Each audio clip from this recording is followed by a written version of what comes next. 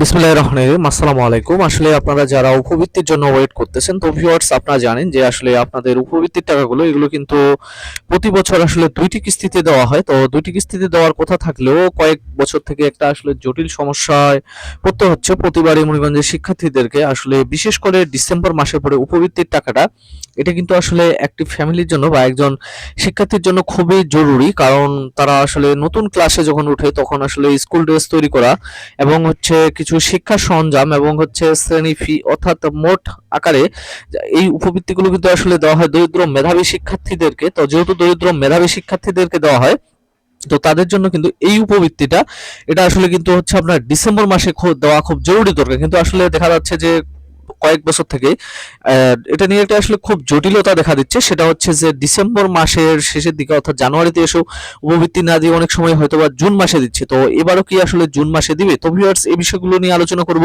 তো অবশ্যই আপনারা বিস্তারিত জানার আগে যারা আমার চ্যানেলে নতুন রয়েছেন বিভিন্ন দিন থেকে ভিডিও দেখেন কিন্তু আসলে চ্যানেলটা এখনো সাবস্ক্রাইব করেননি, তারা সাবস্ক্রাইব করবেন। আর যারা পেজ থেকে দেখতেছেন তারা অবশ্যই পেজটিকে ফলো দিবেন এবং সেই সাথে ভিডিওতে হিউজ পরিমাণে লাইক করবেন। তো ভিউয়ার্স আমি এখন আপনাদের সাথে আলোচনা করি যে আসলে দেখেন যে গেলবারে কিন্তু ছিল আসলে ইন্টারিম গভর্নমেন্ট। তো নতুন শিক্ষা খাত এবং হচ্ছে মনে করেন যে এগুলো নিয়ে একটা বিশাল বিশাল বড় ঝামেলা দেখা দিয়েছিল। তো এবারও কিন্তু আসলে সেরকম ঝামেলায় একটা পড়তে হয়েছে শিক্ষা মন্ত্রণালয়কে। কারণ আপনারা জানেন যে আসলে বাংলাদেশে একটি জাতীয় নির্বাচন অনুষ্ঠিত হয়েছে।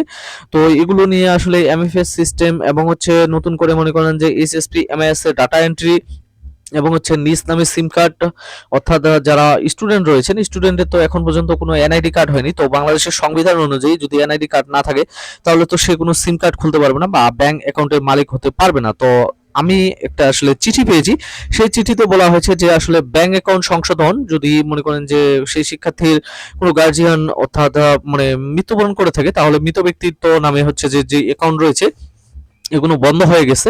তো যেহেতু বন্ধ হয়ে গেছে নতুন করে কিন্তু অ্যাকাউন্ট সংশোধনের জন্য প্রত্যেক স্কুলে আসলে চিঠি পাঠিয়েছে। তো যেহেতু চিঠি পাঠিয়েছে তো এই চিঠিটা মনে করেন যে যেটুকু কাজ রয়েছে এটুকু কাজ আসলে সমাধান করার পরেই কিন্তু আপনাদের উপবৃত্তির টাকা দেওয়া হবে। তো ভিউয়ার্স আপনারা জানেন যে আসলে হাইকোর্ট থেকে একটি নোটিশ জারি করা হয়েছে যে যেটা আসলে মাদ্রাসা শিক্ষা সেটা কিন্তু অলরেডি মাদ্রাসা বন্ধ হয়ে গেছে। কিন্তু হাইকোর্ট থেকে একটি নোটিশ জারি করে স্কুলগুলোও কিন্তু আসলে বন্ধ রাখার নির্দেশ দিয়েছে যে সামনে পবিত্র রমজান মাস।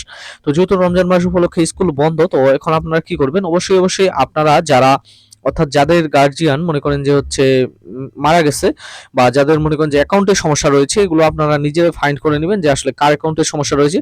তো তারা কিন্তু হচ্ছে যে আপনাদের স্কুলের সাথে যোগাযোগ করবেন। তো স্কুলের সাথে যোগাযোগ করলেই কিন্তু আপনাদের যে অ্যাকাউন্টগুলো রয়েছে এগুলো সংশোধন করে আপনাদেরকে কিন্তু উপবৃত্তির টাকাটা হয়তোবা ঈদের আগে দিতে পারে। কারণ আর কিন্তু বেশি দিন সময় নেই হয়তো ঈদের।